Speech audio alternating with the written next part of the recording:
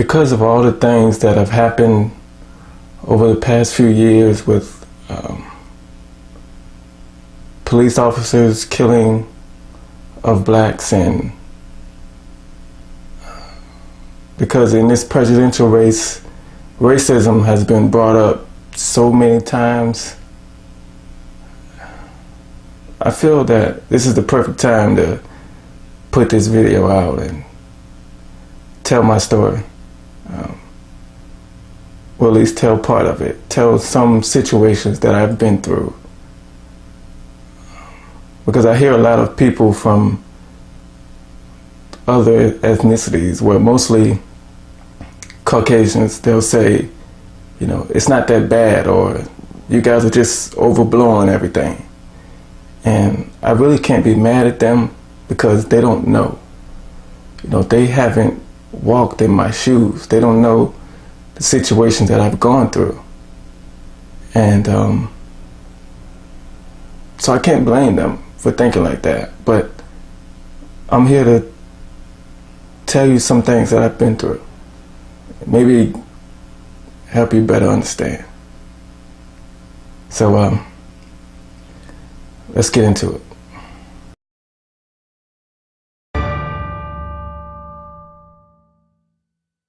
Now, for me personally, I believe that the older a person gets, the more the racism comes out of them. And the reason why I say that is because, okay, when I went to elementary school, I went to Ghent Elementary School, which is in Norfolk, Virginia. And at that time, it was predominantly white. Going through that school from kindergarten to 5th grade, I don't remember one instance where a kid didn't want to play with me, you know, because of the color of my skin, or he didn't want to sit beside me or anything like that. I don't remember noticing any form of racism or discrimination from any of my fellow white classmates. I don't ever remember an instance. But from elementary school, I went to an all-black middle school, Norview Middle, also in Norfolk, Virginia. But after that, I moved to Chesapeake, Virginia, and I went to Hickory High School, which at that time was predominantly white. And for the most part, it was great. I had no issues with any other of the white kids. But there was an instance where a group of kids decided to come to school with the Confederate flag posted up on the back of their cars and trucks. And they were waving them proudly.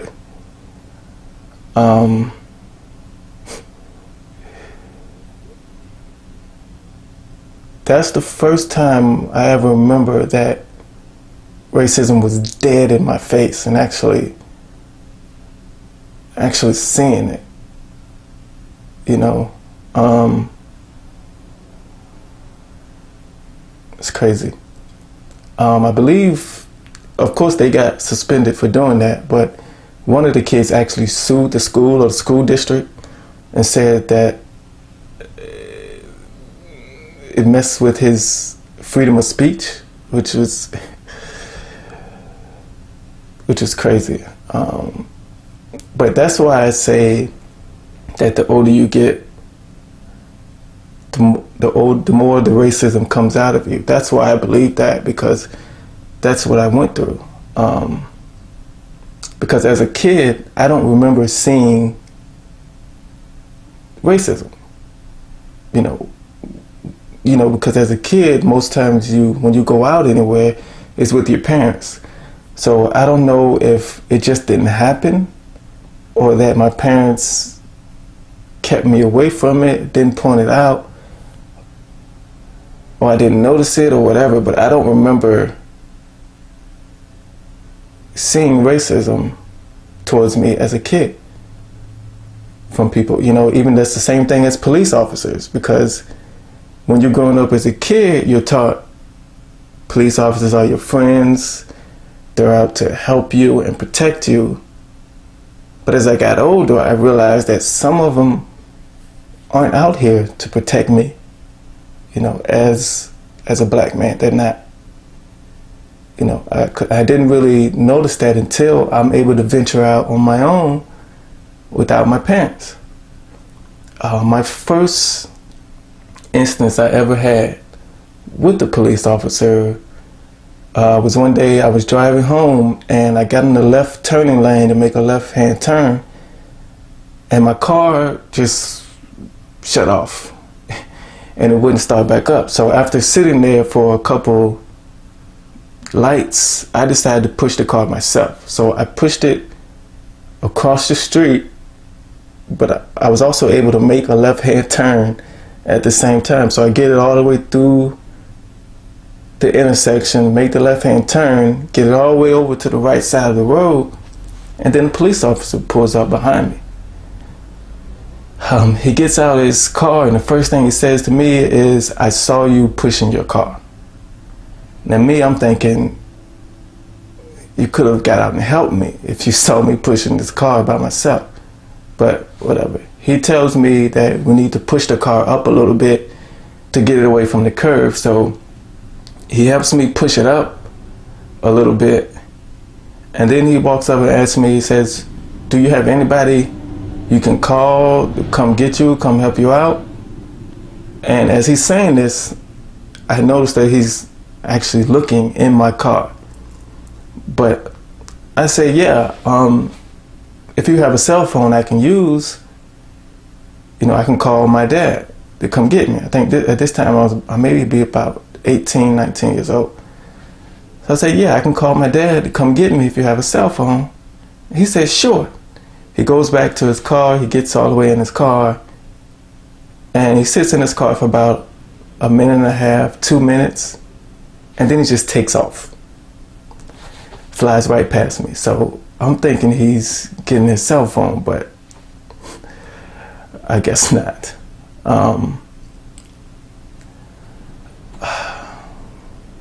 Another instance I had with a police officer is I was living in this apartment building. It's a small apartment building. It only had 4 apartments in this apartment building. But I'm sitting outside of my car. Now it's wintertime, so I start my car and I'm basically sitting there allowing it to warm up. So while I'm sitting there, 2 police cars pull up and 2 police officers hop out. Now they're not there for me, but there's actually a house next door to this apartment building, and there's about 4 or 5 kids on the porch. So they jump out and go talk to them. So as I'm sitting there looking at the police officers, what they're doing, I'm realizing that one of the police cars is behind me. Now I can't leave, but I noticed that I can get around this police car, but it'll take me backing up, then pulling forward and backing up, you know, to get around this police car. So I thought of that option. I said, no, I can't do that, because I figure if I do that, the police is going to see me. They're going to think I'm trying to get away from them, and they're going to get in their car and follow me and pull me over. So I said, I can't do that. My next option is to get out, go talk to the police officers, tell them my situation, that I need to get out, and ask them to move their car. No, I can't do that. That's like me getting out, telling the police what to do. I mean, I'm not going to voluntarily go over to the police and say, look at me. No, that's not an option. So my last option, which is the one I go with, is to just sit there and wait. So as I'm sitting there waiting for the police to leave, one of the police officers makes his way over to me. Now, I think he's looking to see if one of the kids threw something when they pulled up, because he has his flashlight pointed to the ground looking, because it's nighttime. So I see him walk towards me, and as he's walking towards me, what goes through my head is, it's about to happen. So long story short, he makes it over to me, knocks on my window. I roll the window down. And basically, I'm asked if I had any weapons on me. I'm asked to get out the car. I'm patted down. I'm asked where I live, who I live with, where do I work. Is this my car? All because I was just sitting in the car. That's all I was doing.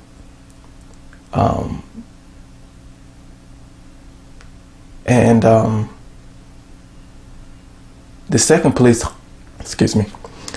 police officer comes over, and the first police officer basically hands me over to the second police officer, and the first police officer actually goes and searches my car for a little bit,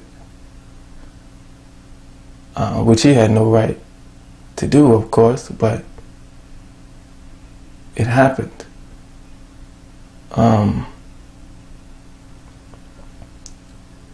Another instance I had with a police officer is I'm pulling up to this red light. And I'm in the left lane, and as I pull up to the light, I notice in the right lane beside me is a police car.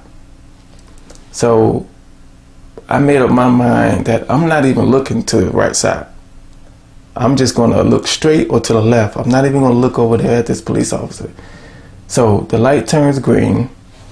We pull off, and I'm noticing out of the corner of my eye that the police officer is still neck and neck beside me going down this road for about a block. Then he drops back, and then pulls over behind me. So I have a right turn coming up. So I put on my signal. I get over to the right. And when I get over, the police officer also gets over. And about 5 seconds of him being behind me in the right lane, his lights come on. So I pull over. He pulls up, and he walks up to the car and tells me that, asks for my license and registration. But then he says, the reason I pulled you over is because one of your brake lights was out. And I said, okay, I didn't know that. But he takes my license, registration, he goes, runs my license in his car, and he comes back. He says, I'm not going to give you a ticket for the brake light being out. I'm going to let you go over the morning, just get the light fixed. I said, okay, this police officer is great. Didn't give me a ticket. That's great. So what I do is I go straight to the auto parts store and get a bulb for my brake light. Now, as I'm paying for it, the guy behind the counter says, we can install it for you now if you want, for free. I said, okay, for free? Yeah. You guys can install it if you want. So as I'm walking out with the guy, he says, which brake light is out? I said, I don't know. The police officer just pulled me over. He said one of my brake lights was out, but he didn't tell me which one. So he says, okay, go get in your car, hit the brakes. I'll stand behind and I'll see which one it is. So, okay, so I do that. I hit the brakes, and he says, all your brake lights are working. So that police officer didn't pull me over because my brake light was out. I wasn't speeding. I used my signal light when I changed lanes. What other else reason is there for him to pull me over? Of course, it was the color of my skin. I truly believe that. Now I'm not saying I have more instances with police officers, but the video would be too long. But I'm not saying all police officers are racist or prejudiced against blacks. I'm saying some of them are. And there's no denying that, really. But all of them are. But because of the situations I've been through, because of the recent killings of blacks by officers that I've heard in the news.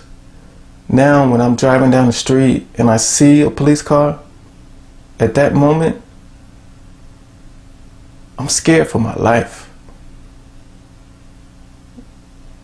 And it shouldn't be that way. Now, I'm not talking about at the moment the police officer gets behind you or the moment the police officer turns on their lights. I'm saying the moment I see a police officer, I'm scared for my life. And that's ridiculous. I don't want to feel that way. But at the same time, I can't help the way I feel in that situation. And that's crazy. You know, it definitely shouldn't be like that. Now, you not only, me being a black man in the United States of America, I not only see that racism from police officers, I also see it from everyday citizens. One instance, when I was younger, I don't know, I was maybe about 18, 19 or so years old. I walked into this Rite Aid store, Rite Aid drugstore. And if you don't know what Rite Aid is, it's basically Walgreens with a different name, but it's the same type of store. So I go in, and as I walk past the front area, there's 3 employees. Excuse me. There's 3 employees sitting by the front. So as I'm walking past them, I notice, or I can hear a little bit, that they're talking about me. I don't know what they're saying at this point, but I know it's a discussion about me. So I pay no attention. I just go and try to get what I'm trying to get. So as I'm standing in the aisle looking for what I need, I overhear one of them yell, "Aisle 13. It's on aisle 13. I turn, I look up, I realize I'm on aisle 13. A few seconds later, this lady comes in the aisle with me. Now she's on the edge of the aisle, and she's faking like she's moving stuff on the shelf, like she's really looking for something. But she keeps cutting her eye at me like this. I noticed it, so I just stopped and turned and looked at her. Now, even though I'm still just staring at her, she's acting like I don't even see her still. She's still cutting her eye at me like this. So to avoid everything, I just say, forget it, I go somewhere else. So I walk out, I walk past her, and as I get to the front again, I hear one of the other employees say, "If I have to call the police today, I'm gonna be mad." What reason, what made you think that I was gonna steal something other than the color of my skin?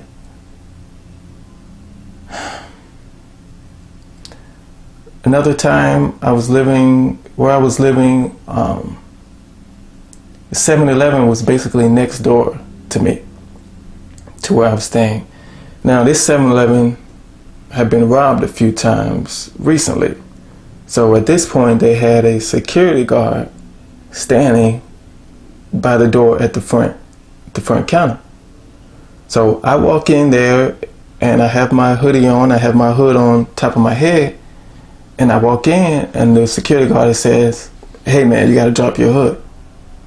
So I was like, okay, I understand what this 7-Eleven has been through, and that they've been robbed a few times recently, so I dropped my hood, no problem.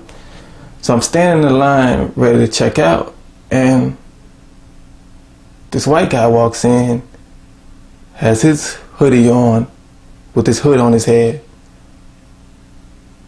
Security guard says nothing to him. I guess that security guard thought only black people rob and steal. What? White people do it too. White people steal, white people rob you at gunpoint as well. if you didn't know that. They do. You know, I'm not saying that I shouldn't have had to drop my hood, because I think I should have, because of what that 7-Eleven has been through recently. But that white guy, he should also have to drop his hood. And that's all I'm saying. Now, this last thing I want to talk about. First of all, I just want to say I'm a gentleman, especially when it comes to opening doors and holding doors open for women. So, you know, when I'm at a store and I'm going out or coming in and I see a woman, you know, coming through that same door, I'll easily hold it open for her. This one time I was coming out of the dollar store. And don't act like you don't shop at the dollar store too. But I was coming out of the dollar store and I see this Caucasian lady walking towards the door to come in. Now, she's a little ways away, but I still want to stand there and hold the door open for her. Now, she doesn't see me at first because she's digging in her purse and she's looking down in her purse. But then she looks up and she notices me. And she notices that I'm holding the door open for her. And she stops moving. She freezes right where she is and she just looks at me. And, you know, it got kind of awkward for me. So while she's looking at me, I'm standing there with this goofy ass smile on my face, you know, just. And she stops and looks at me for a few seconds.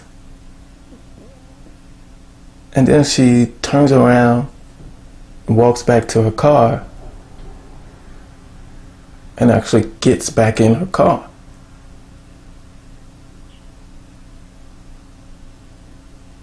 That's like, when I see forms of racism like that, I've grown to the point where I can laugh them off. You know, when I'm walking past a woman out in public, and she, you know, either holds her purse tighter or switches it to the opposite arm to get it away from me, you know, I can laugh at that. You know, when I'm being followed around the store because they think I'm gonna steal something, I can laugh at that. You know, something that happened recently to me is I'm walking down the street and this lady crosses the street to avoid walking past me. I thought that was hilarious. Like, I can laugh at stuff like that.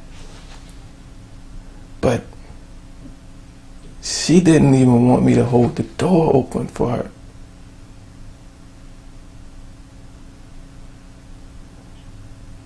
That hurt me. It really hurt me. Because how can I cause you harm just by holding the door open for you?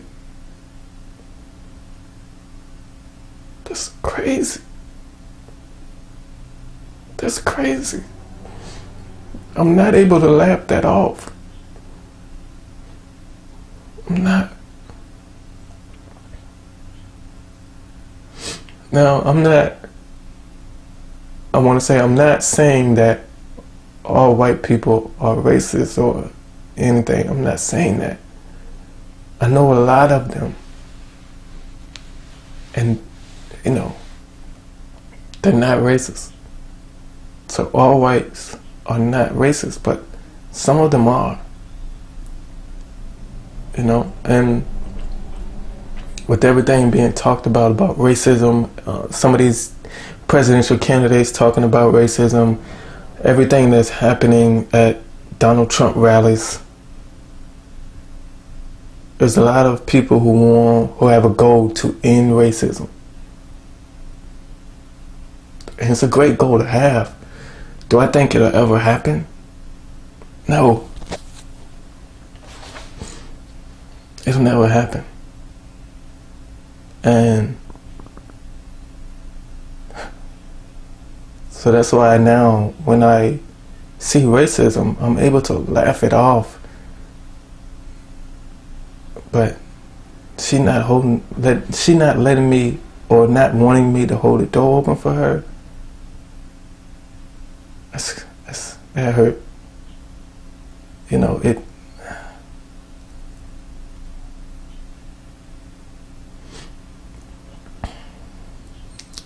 even though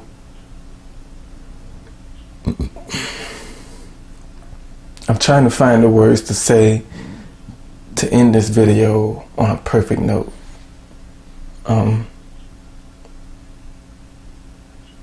I've been through a lot of challenges because of the color of my skin.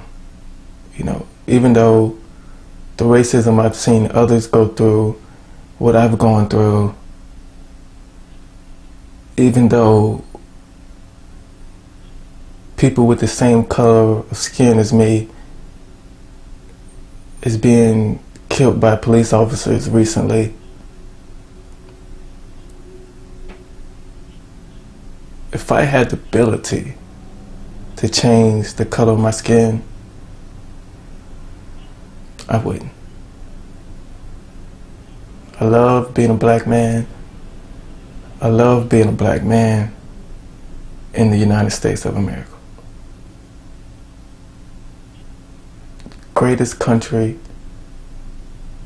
on earth. Does racism exist in it? Yes. Will racism always exist in it? Yes.